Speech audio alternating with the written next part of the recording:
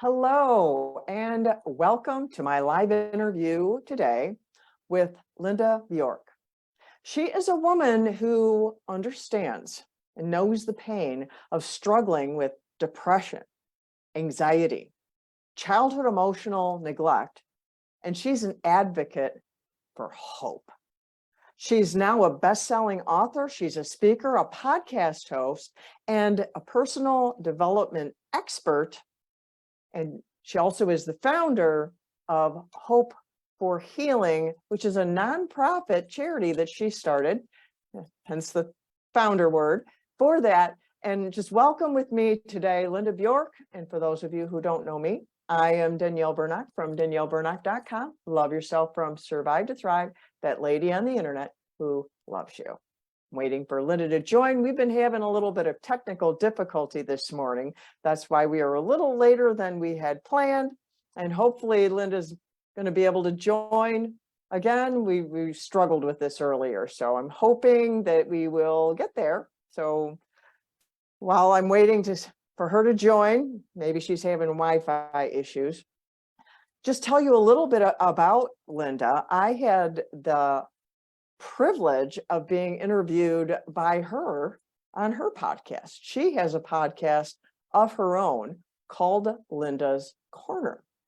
And I really hope we overcome this Wi-Fi issue. She struggled earlier. We really wrestled with it. And that's why we do these things live too. We have to fill in things when things don't go according to plan, but you have things that don't go according to plan in your life, don't you? That happens to you all the time. And then when you watch some video where you read some post on Facebook or something and everyone's life just seems so perfect, it can be very distressing and disturbing. So that is why I do these things live. So you can see where we run into trouble ourselves, where things don't go according to plan for ourselves. And so here we have this. Linda is having problems with the internet because she is in that joining thing. She is trying to get in here to share her story with you. And technology is giving us some trouble today. One of the things I like to say is technology is great when it works. And oftentimes it doesn't work. And it gets very frustrating for us when that happens because we have plans. We're in the middle of a conversation and a call drops or something like that. And we don't know what's happening. And so I lost Linda and we're going to have to come back because I can't interview her if her Wi-Fi will not let her get on here. So I am going to sign off for right now. And hopefully I will be back in just a few minutes. Bye-bye. And we are live. We are back. Yay! We made it back again. Yes. Yes. As I was saying before, we were having trouble with our technology. And this is my great interview person today, Linda Bjork, and her patience with our technology issues. Thank you for you being patient with us also. And we're just doing it different, that's what you have to do when things don't go according to plan. Now, I'd said things don't always go according to plan. That's why I do these live, because things don't go according to plan all the time in your life either, you who are listening.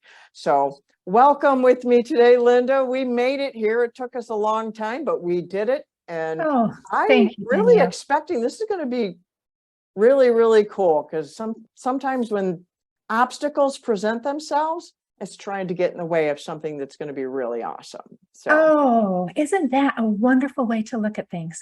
That way, when something bad happens, instead of saying, oh, no, that's the end, we think, wow, maybe there's something really good that's coming. So I really hope that what we share today will be really good for the listeners, for people who just want to be happy, who want to feel loved, who want to know that they matter, all of these kinds of things. And I'm so excited to share that message today. Yes, as I had told them in the first introduction, that you are a woman who knows what it's like and understands the pain of anxiety and depression, childhood emotional neglect, but you're an advocate for hope.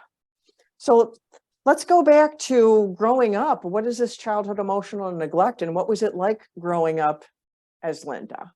Oh, isn't that an interesting question? When you talk about childhood emotional neglect, doesn't that sound traumatic and Yeah. horrible? And yet, Danielle, if you met my parents, you would say, oh my gosh, they are the nicest people on the planet.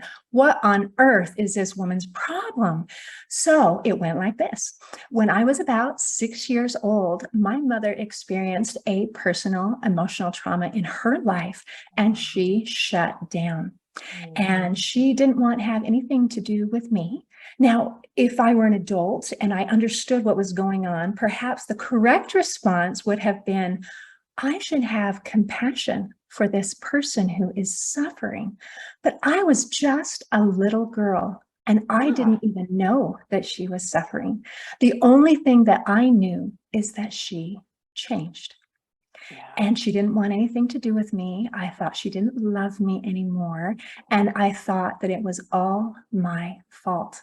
Uh-huh. I must have done something horribly wrong, although I had no idea what it was. Mhm. But I ended up just embodying this feeling of horrible shame that I Yeah. could not make my mother love me. And obviously I wasn't good enough. I was unlovable. And you know how people tease and say, oh, she has a face that only a mother would love. And when you think, my mother doesn't love me, then it's like you take that insult and it takes it to a whole new level Oh, of yeah. no one can love me because I am unlovable. Well, that pattern that I just cemented in my brain when I was 6, Oh, I yeah, when carried it you're through 6, that really were like a uncooked cupcake batter. very much, That very was much. a picture I got the other day, the difference between childhood trauma and adult trauma, because people don't really get it. Because like you said, if I would have been older, I could have had this. Well, you weren't older. You were Yeah, 6. You did not have what this woman needed because you were a child. You needed things she didn't have for you. So right. yeah, that's cemented into your whole life. I had a 6-year-old myself, incident at 6, and it does. It cements in there, and you don't even understand how it's cemented in there because you're too young to understand that. Yes, that is so absolutely true. Well, that pattern, I didn't want everyone to know that I was unlovable. So you instinctively create kind of a mask, a facade, where you feel like if anyone really knew what I was like, then they would know that I am not lovable. So you kind of feel like you have to pretend a little bit. And then as I grew up, I had my own chance to have a series of traumatic events that just blew me over and sent me into anxiety and depression. And it was like I had slid into a deep, dark hole that was so deep that sunlight and happiness and hope could not reach me. And there were no windows and no doors in this deep, dark pit. And I didn't see any way out. I thought, this is my new reality. This is as good as it gets. The best I can ever hope for is to endure in misery for the rest of my life. And I stayed there for about 5 years. And then my sister, How old were you? How old uh, were you then? 45 maybe? Oh, wow. So you had gone through this for a very, very, very long time till you got to Yep. that place. Wow. And you had Yeah. mentioned some things had happened. Can you share anything? You don't have to betray anything, but Thank like you you. said, I'll give a you number of just things have happened. But I right. mean, just for people, just half a clue, because something is like Well, if something I'm going to put happened. it in a nutshell, it's why does God let bad things happen to good people? So I'll just give you just a tip of the iceberg of some of the things. I have survived an airplane emergency landing Oh, when wow. the engine blew up. I arrived at the scene of a motorcycle accident in time to see my son's broken body lying in the middle of an intersection surrounded by flashing lights and emergency personnel. Yeah. I have been awoken in the middle of the night with a phone call that my 9-month-old grandson had had a seizure and he was not expected to make it through the night. He was life flighted to Primary Children's Hospital where they did emergency surgery. They drilled a hole in his skull to try to relieve the pressure from his brain. Wow. followed by a delicate brain surgery where they started at the very top of his skull, worked all the way down his brain to the base of his skull, trying to clear out a blockage. They gave us a 30% chance of survival. He did survive, but unfortunately, he did sustain brain damage from the incident. I also have another beautiful grandchild who was diagnosed with cancer at age 5 months. I also have a daughter who has a brain tumor. She had surgery to have it removed, but part of it has wrapped around her carotid artery and they can't get it out. So, that's and a pile. That's a nice the big tip pile. of the iceberg. Yeah. I mean, there's a lot, but beneath the surface that, you know, that's not as easy to share. But all of those things, anyway, so here I am. I'm in this dark place. I feel like I'm never going to be happy again. That's basically how I felt. And my sister, who really had no idea how I was feeling, because I was pretty good at wearing a mask and pretending. You had crafted that when you were 6 years old. So I know, you've been I've had wearing a it for a lot long of time. People practice. were very familiar with that mask, I'm sure, because you've been wearing it like your whole life. Yeah, I just had to give it an upgrade. Now, instead of only hiding not good enough and hiding just feelings of shame, now I'm hiding feelings of depression and anxiety as well. I'm pretending that everything is okay. Well, my sister, who, again, she didn't know, and she was training to become a life coach, and she was hosting this women's retreat that she was planning. She'd rented a condo up in the mountains, and for 3 days and 3 nights, she was going to teach a group of women how to be happy and to live, you know, joyfully and live the most of their life. And she asked me to come. And I thought, no way. No way. I said, first of all, I was struggling with social anxiety. My comfort zone had absolutely collapsed. I did not feel safe anywhere or with anyone. I did not think I could handle being around other people day and night for 3 days without a means of escape. And besides, I was stuck in a dark hole with no windows and no doors. There was no hope for me. There was no way that I could get out. There was nothing she was going to say that was going to make any difference. But even though I didn't want to go, the idea wouldn't leave my head. And so I gathered my courage together and I went. And I am so glad that I did, because it is as if my sister lowered a ladder down into my deep, dark hole. And she showed me a way to climb out. And it was very much a ladder, not an elevator where you instantly get where you want to go with the press of a button. It was a ladder, and I had to climb rung by rung. And it took time, and it took effort, and it was hard, but it was so worth it. I have learned that healing is not like flipping on a light switch where instantly everything is all better. It's more like a sunrise where the changes from moment to moment might be imperceptible, but they do come, and it's beautiful, and it is so worth it. And so now, why I do what I do with my books, my podcast, my nonprofit, is because I know what it feels like to be stuck in a dark hole and to feel that hopelessness. And I want people to understand that they're not alone and that there is hope for healing. And I want to teach people not only that there is hope, but how to do it, because that matters. Right. You have a ladder that you are offering people. Exactly. When you were talking about your sister invited you to this retreat and you're like, and the social anxiety and that, I really understand that, been there. And the thought of going, I imagine, was filled with fear. And how did you word this? It's like, it would be so much work to go. Oh, so bad. So much work to go on top of the fear. So yes. Where my mask was only holding for, a minute. I could get through a quick conversation and then I could go fall apart in private someplace. And I could not maintain it constantly. I mean, there was no way.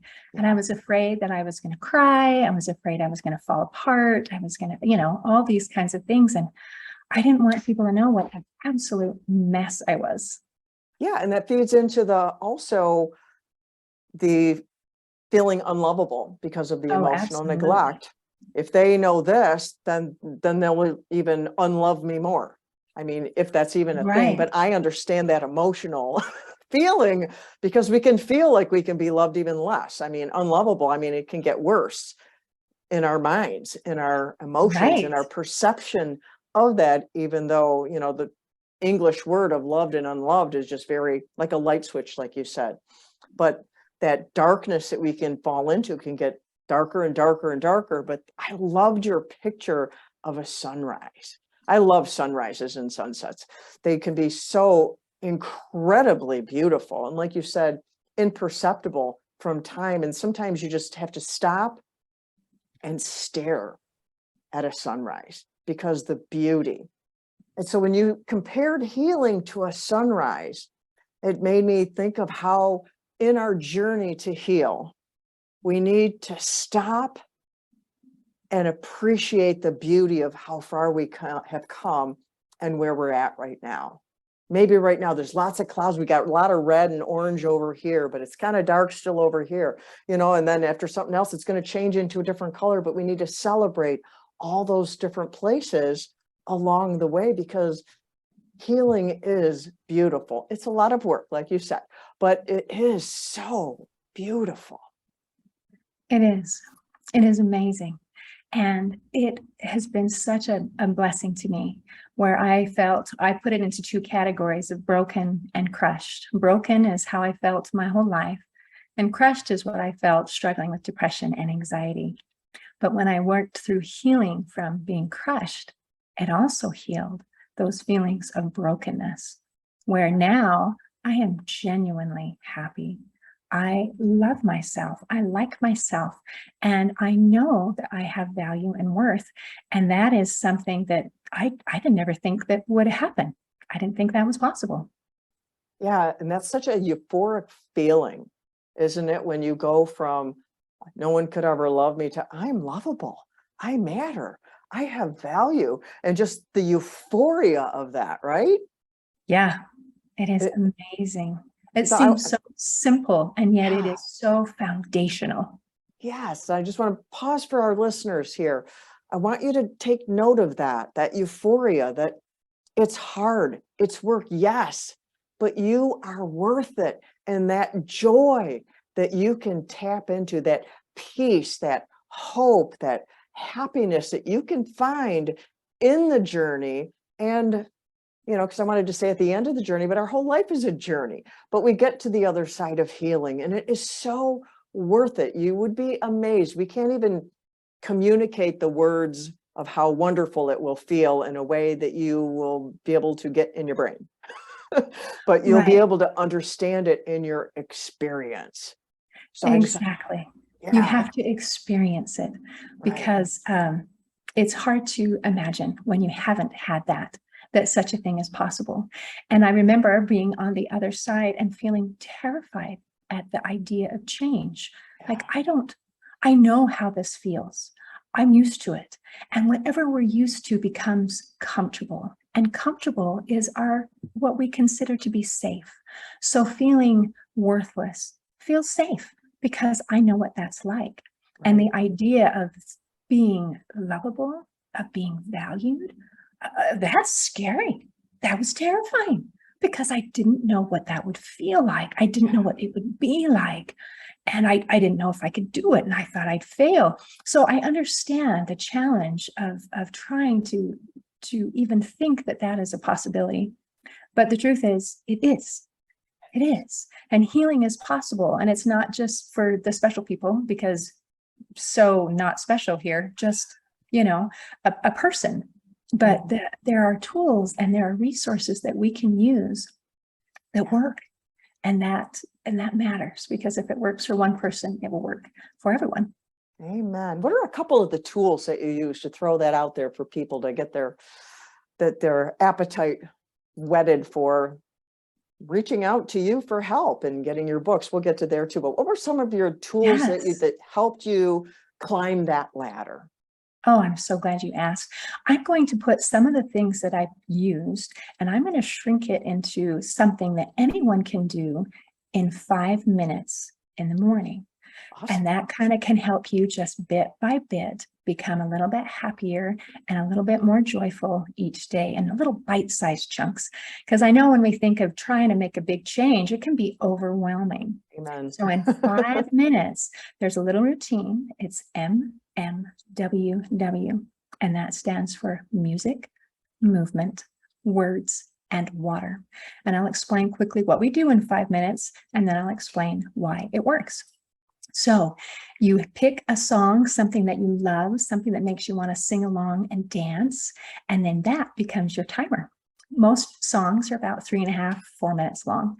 So you play this song, something that you love, and while it's playing, then you move your body. And it can be traditional exercises, or it can just be dancing, or it can be if you like to do shadow boxing, or if you like to do yoga or Tai Chi, or any of those kinds of things. It's amazing how good you can feel from the beginning of a song to an end of a song. It is transformational. So that is the MM. The first W stands for words. So for that one, you grab a notebook and a pen, and you write 5 things that you're grateful for. And the last W is water, and that's to drink a bottle of water. So you can do all of that in 5 minutes, and it's super easy and it's very doable. Now I'll explain why that would make any difference whatsoever. Well, first of all, music has been shown to be one of the most powerful tools that we have to change the way that we feel. And research even shows that our brain waves tend to synchronize somewhat to the rhythm of the music. So if we're struggling with motivation and wanting to get up and to do things, if we play some bouncy, fun, upbeat music, it literally jumpstarts our brain into a better place so that we can move forward. Now, another thing that movement does is it increases our energy so that we're able to have, more positive vibes to get through the day, to be able to have that. It's like a vitamin B shot, kind of just to get up and move. And then another thing that we can do if moving is not going to work for you, we can also just move our mouths. And moving our mouths is to sing along to the song. So let me tell you what moving and then what singing can do.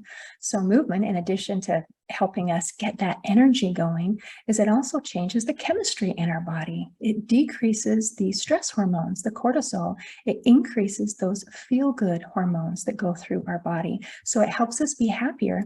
And it's doing it on a chemical, physiological level. It literally changes the chemistry, which is amazing.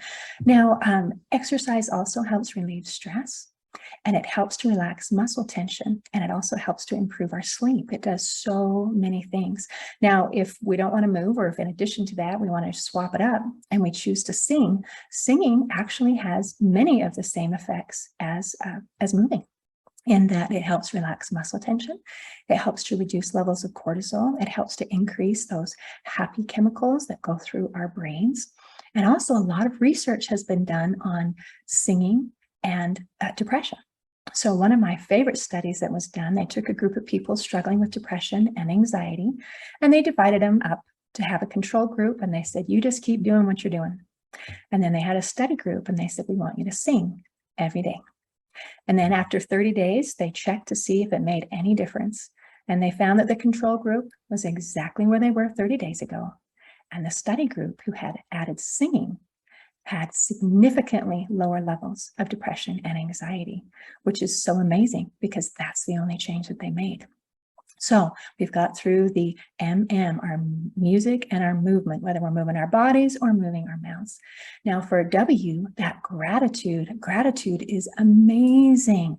I mean, I've heard of gratitude journals, and I know that I kind of used to think, isn't that nice for those happy, fluffy little Pollyanna people who like to do that sort of thing?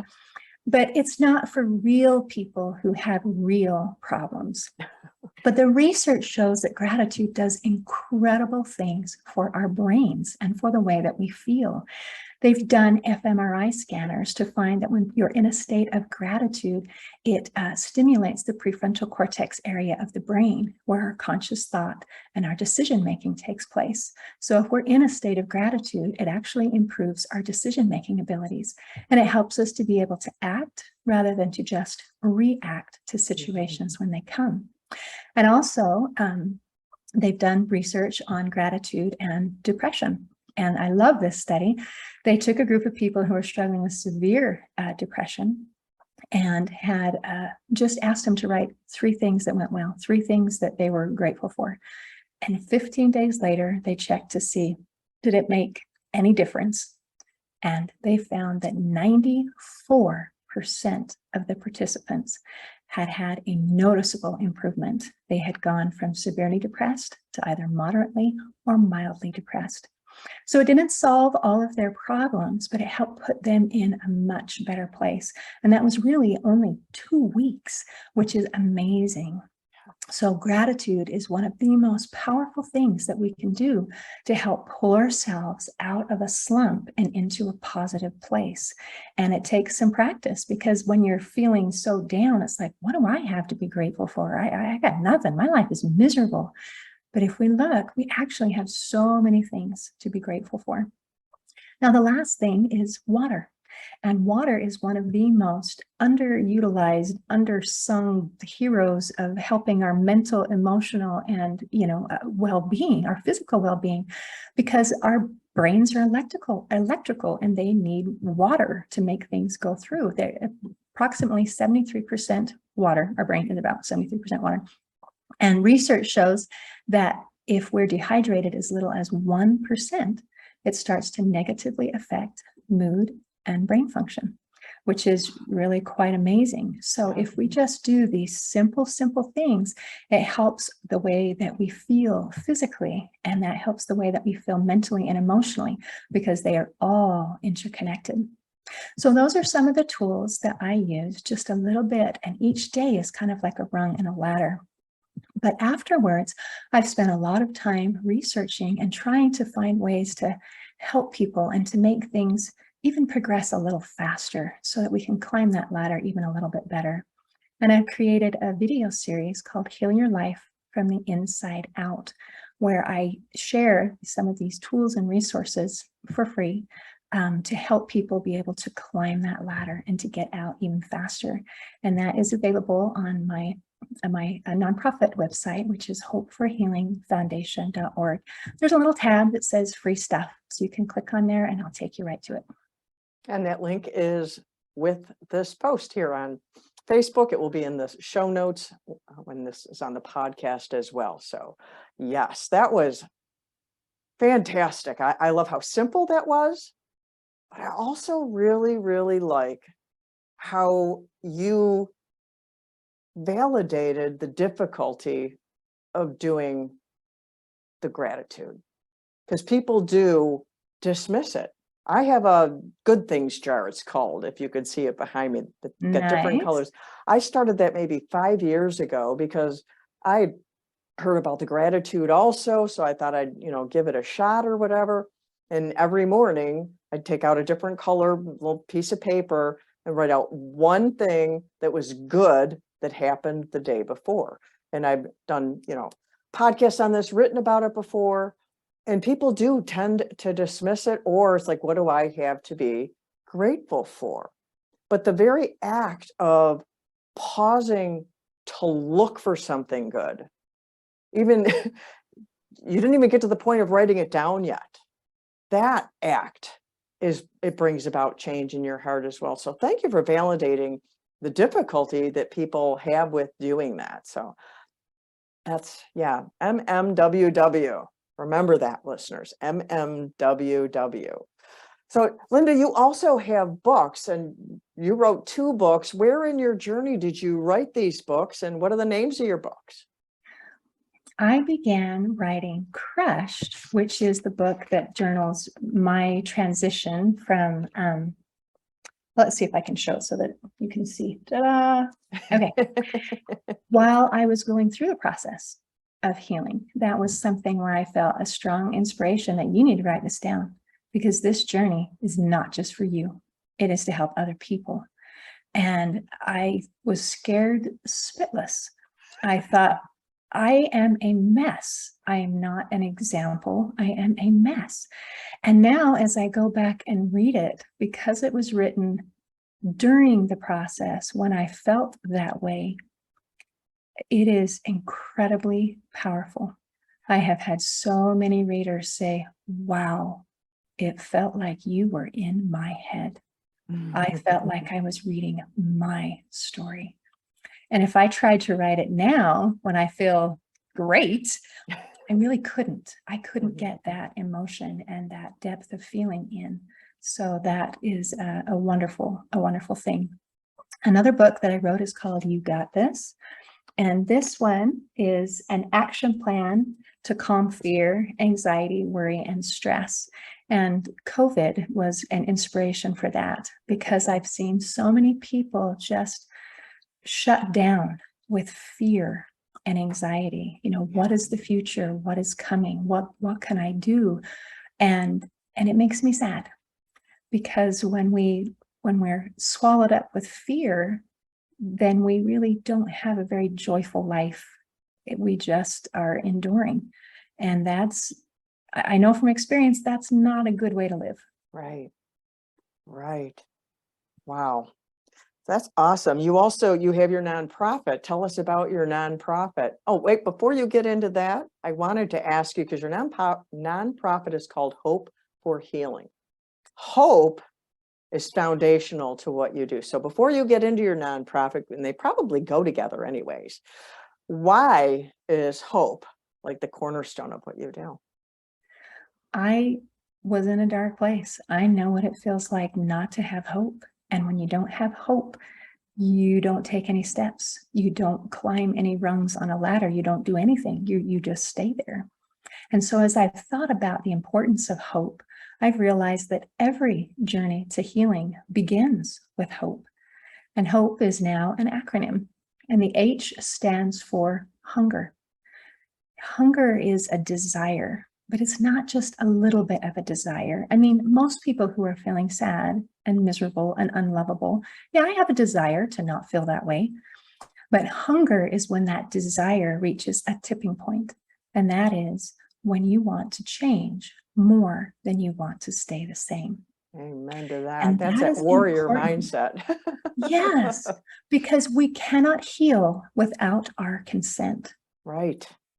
Oh, I love that. We can't heal without our consent. Oh, wow. That's so rich. Thank you. The O stands for being open. When I was struggling with depression and anxiety, I was closed, tight, tight, tight, like a little armadillo rolled up in a ball.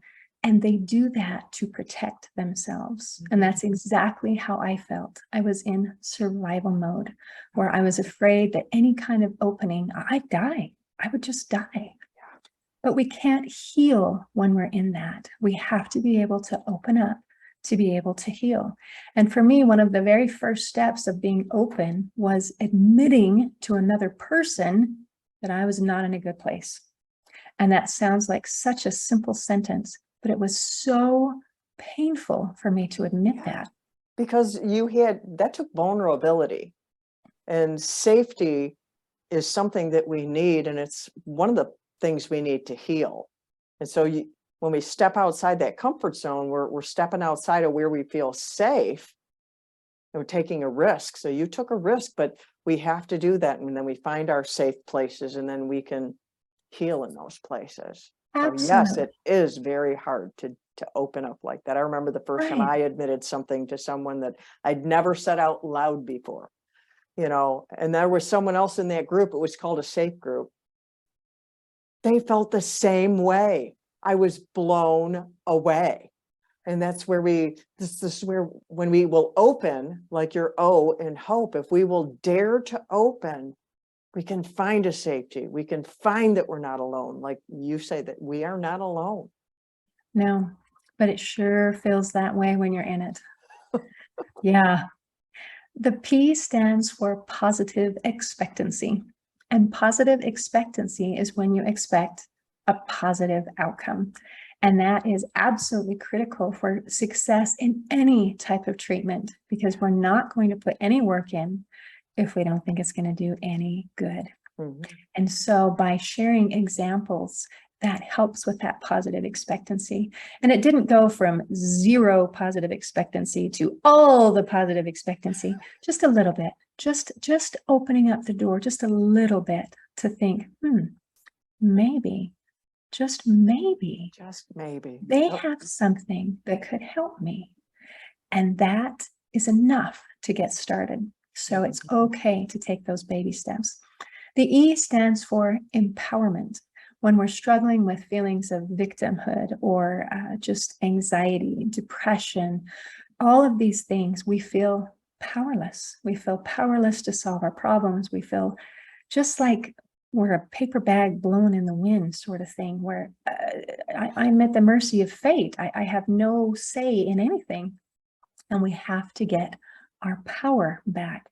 And this is the power to feel comfortable in our own skins, the power of confidence, not cockiness, but confidence, and the power to know that we can handle our problems and that things are going to be okay, even if we don't know what okay looks like.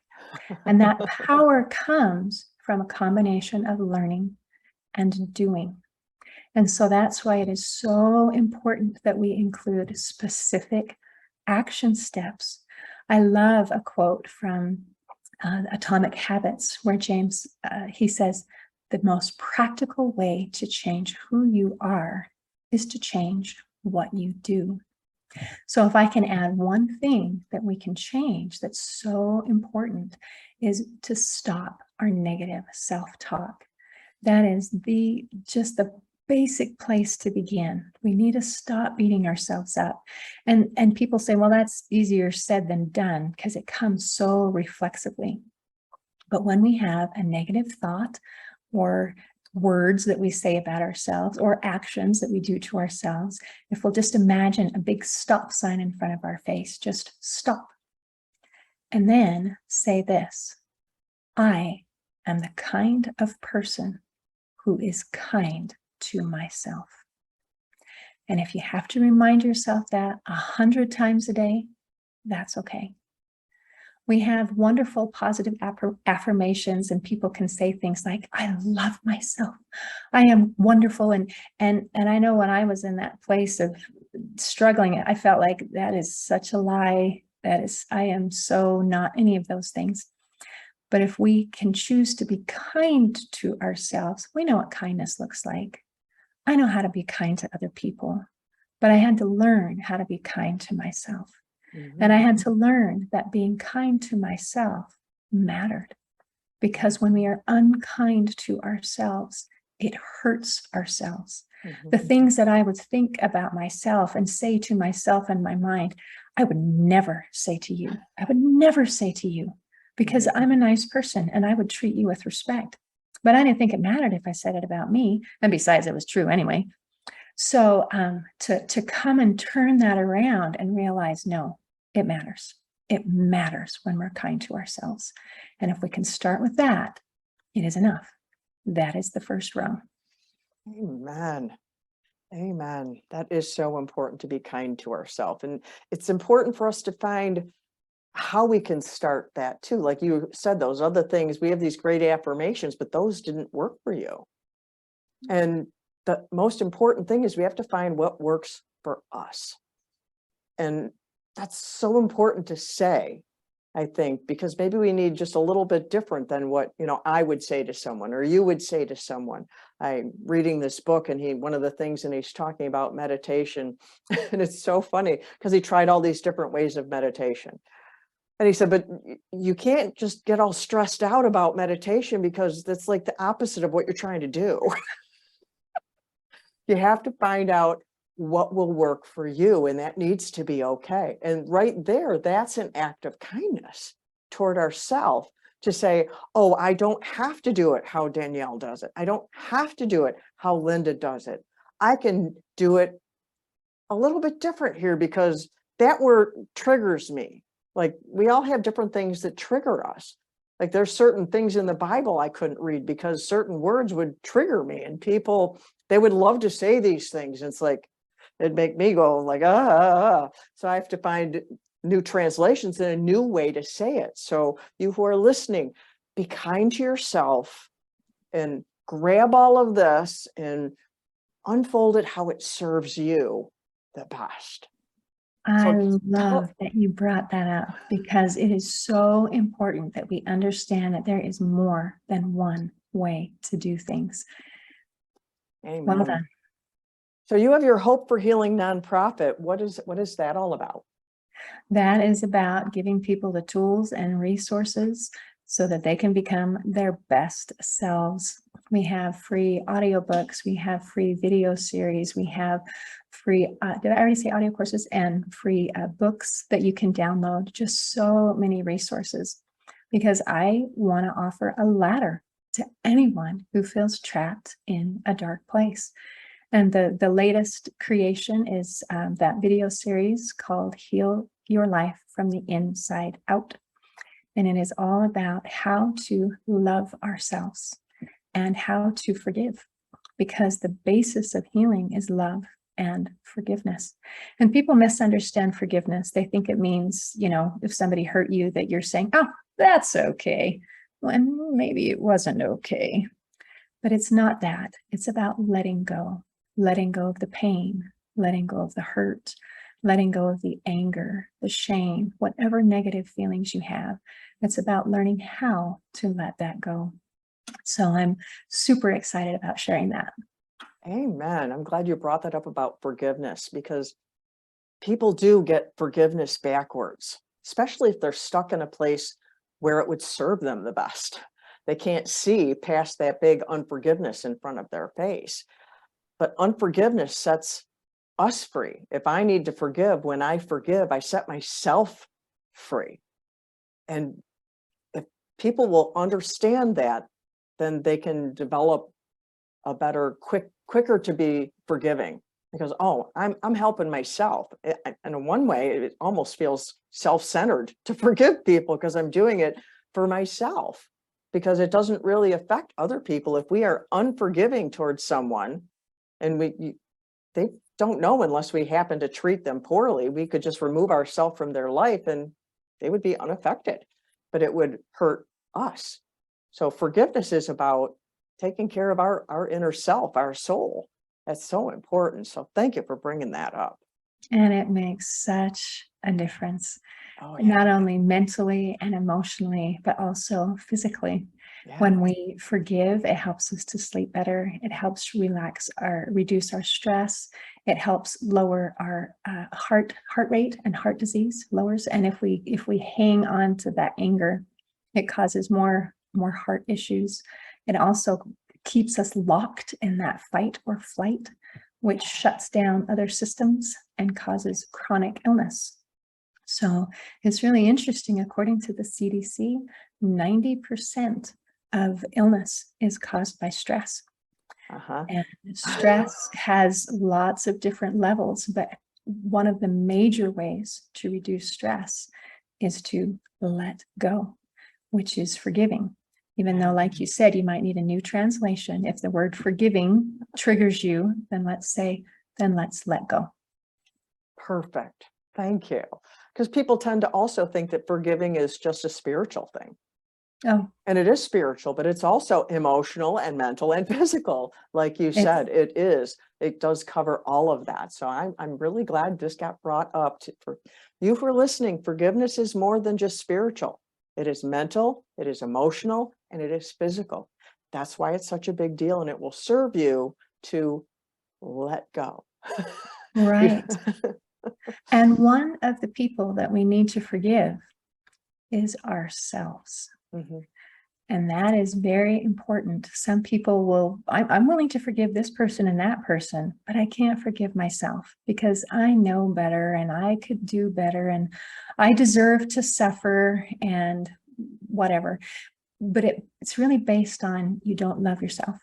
And we don't love ourselves because we won't forgive ourselves. And we won't forgive ourselves because we don't love ourselves. And so again, in this program, Heal Your Life from the Inside Out, I teach specific ways, what to do. How do I forgive myself?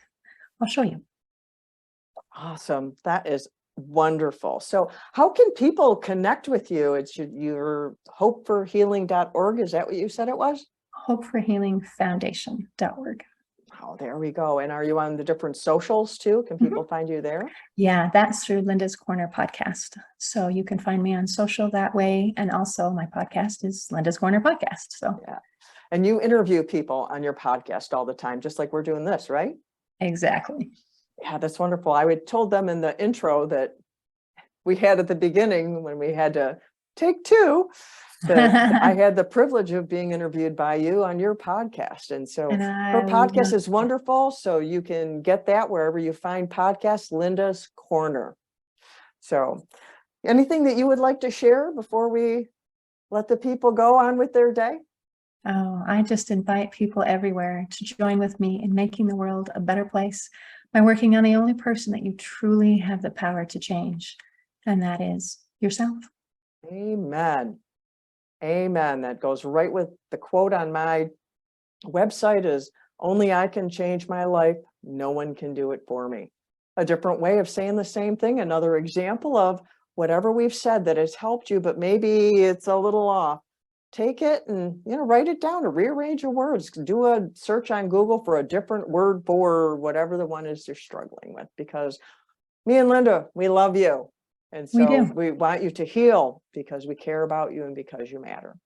So until next time, I'm Danielle Burnock from DanielleBurnock.com. Love yourself from Survive to Thrive, that lady on the internet who loves you. Bye-bye.